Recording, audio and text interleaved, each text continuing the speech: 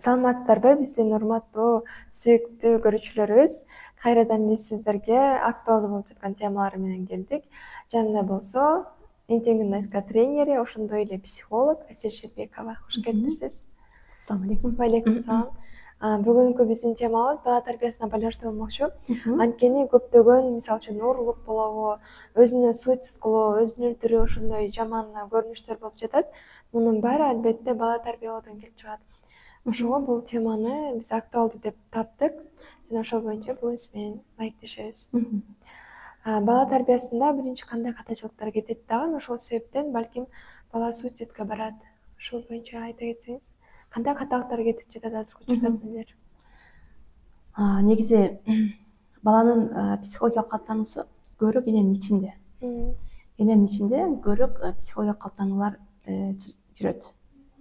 Мисалы, денеси канчалык эненин ичинде канчалык чоңоюп аткан болсо, анын психологиялык абалы дагы ошончолук калыптанат да, ошончолук деңгээлде калыптанат. Мисалы, эненин ичинде көрүнбөгөн урук 60-54 сантиметрге чейин болуп атпайбы? 50ден өйдө сантиметр. Ал эми психологиясы дагы 70% эненин ичинде калыптанат да. Мисалы, көбүнчө бизде мындай билбеген абалда баланы эмизип жүрүп боюндолуп калат айымдарда. Боюндолуп калганда болуп калды, болот деп ойлободум эле, уж болбой эле турса болмок, бир аз баламды эмне кылсам, бойман түшүрүп салсамбы, же аборт кылдырып салсамбы, эмне кылсам деп анан эмизишим керекпи бул баламды, же болбосо эмизбей эле чыгарып салсамбы, бул эмчеге эмиш керек да деген сыяктуу баягы баланы кабыл албоо башталат да. Эненин ошол ойлонуусу, ал эненин бала менен мээси туташ болгондуктан ал автоматтуу түрдө балага таасир этип баштайт. Эң биринчи баланын мээси калыптанып, мээге информациянын баары мээге калыптанып баштайт да. Ошол учурда эмне үчүн бала ата энеге эле окшошуп кете берет. Ата энеге окшошуп кете берет да. Мисалы, андан артык кете албайт да. Эгерде бир интеллигент, мыкты ата энелер болсо, анын балдары интеллигент, мыкты болуп кете берет да.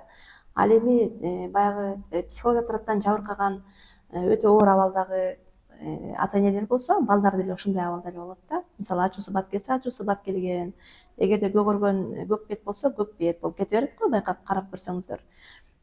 Алар акыл тараптан, интеллектуалдык тараптан алсыз болушат. Бул деген түзмө түз ата энеге байланыштуу болот да.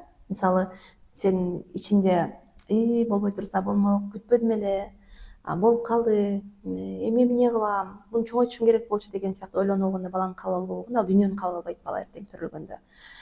Дүйнөнү кабыл албайт. Себеби ал төрөлгөндөн кийин дагы анын мээсинде, оюнда ушул баланы өзүмдү өзүм өлтүрсөмбү деген сыяктуу ой анын мээсинде тура берет да.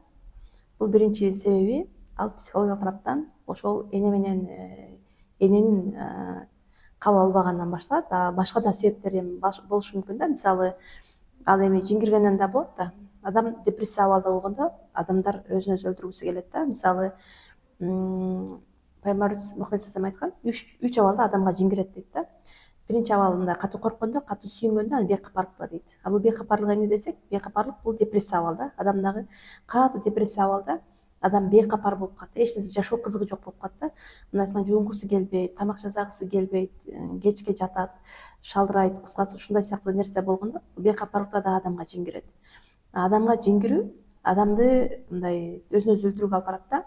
Жиңиргенден кийин адам өзүн билбей калат. Көбүнчө билбей калып дагы ошол өзүн өзү өлтүрүүгө бараткандар көп да. Бул өтө чоң тема. Бизде бир мындай окуя болгон.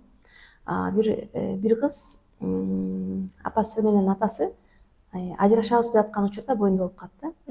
Анан муну деген мен сен менен жашагым келбейт деп, муну аборт кылдырыш үчүн же болбосо бойунан түшүрүш үчүн аябай аракет кылат. Бир канча дарыларды ичет да апасы. Дарыларды ичип бойман түшүрөм дей берет, бирок бала бойунан түшпөйт, төрөлөт. Төрөлгөндөн кийин атасына таштап кетет. Ошол кыз айтып берип атат да, менин апам 30дан ашык жолу таблетка ичиптир, бойман түшүрөм деп дейт. Бирок бойуна түшкөн эмес да. Бирок ал ошол кыз айтат, мен ушул кезге чейин өзүм кантип өлтүрсөм, кантип өлтүрсөм деп жашадым дейт да. Өзүм өлтүргүм келе берет дейт да, көрүң. Бул жерде ичинде энеси өзүн өзү мындай энеси аны ойлогон, бойма түшүрөм, өлтүрөм деген, бирок ошол жашоону кабыл албайт да. Ал өзүн дайым өлтүргүсү келе берет. Ушундай сыяктуу практикада ушундай сыяктуу окуялар көп да. Биз баягы энелер менен да иштейбиз го. Энелер менен иштегенде кээ бир айымдар айтат да, биз ушундай сыяктуу окуя айтып берсең, айтат, сен эже менин дагы башыман өткөн, мен дагы кызымды ушул боюмда болуп калды, төрөй эле койсомбу, алдырсамбы деп аябай ойлонгом. Азыр деген кызым аралашпайт адамдарга, өзүнүн оюнду айтпайт, адамдарга аралашпайт, өзүнчө дүйнө, же төрөлгөн мындай жашоону кабыл албаган, өзүнчө сүйлөп, өзүнчө эле жүрө берет дейт да, мисалы. Аны деген карап көрсөк, ал жазгандарын карасам, ошол өзүн өзү өлтүрүү боюнча бир жерлерге жазып коет экен, мен ошолорду байкап калдым, көрүп калдым деген энелер да бар да. Түшүнүктүү. Демек баланын төрөлгөндөн баштап, түйүлүктөн баштап көңүл Кабыл алуу. кабыл алып, тарбиясы түйүлүктөн баштап. Түшүнүктүү. Сиздин өзүңүздүн жеке жашооңузда өлтүрүү боюнча ой келгенби же келген эмеспи? Менде дагы андай болгон да. Мисалы, кызымды төрөгөндөн кийин башка кызымды эмизип аткан кезде боюмда болуп калганда, кандай кылсам, эрте болуп калды, балам кичине чоңойгондон кийин болсо жакшы болмок деген сыяктуу ойлонуулар болгон. Эми ал эмне себеп болду билбейм, бирок ошол себептен ал өзүн өзү өлтүрүүгө аракет кылбаса дагы, бирок жашоодо мындай ата энени кабыл албоо деген нерсе болот да. Мисалы, энени билбеген абалда энени мындай кабыл албайт. Себеби анын ички мээсинде, түпкү мээсинде, ички сезиминде ал эне кабыл албаган болсо, бала энени кабыл албайт да. Мындай айтканда, билинбейт бирок жашоодо. Билбеген абалда ошол нерсе кайталанат. Аны бир эмес, аны практика бизде өтө көп адамдарды көрдүк. Ушундай абалда бала билбеген абалда эле энени жаман көрө берет да. Сен канча жакшылык кылып, канча болсоң дагы, ал баланын мээсинде жаман болуп тура бересиң. Себеби сен аны болбой турса болмок, эмне кылсам, аны алдырсамбы деген сыяктуу ойлордун баары балада бар да. Ошол нерсе менен сени жаман көрүп кала берет да. Ушундай сыяктуу нерсе болгон менде дагы. Мисалы үчүн, балким ушундай сыяктуу нерселер көп эле аялдарда болду. Бирок бул видеону көрдү дагы ой өзгөрдү. Ошол учурда кандай болот? Өзгөрөбү?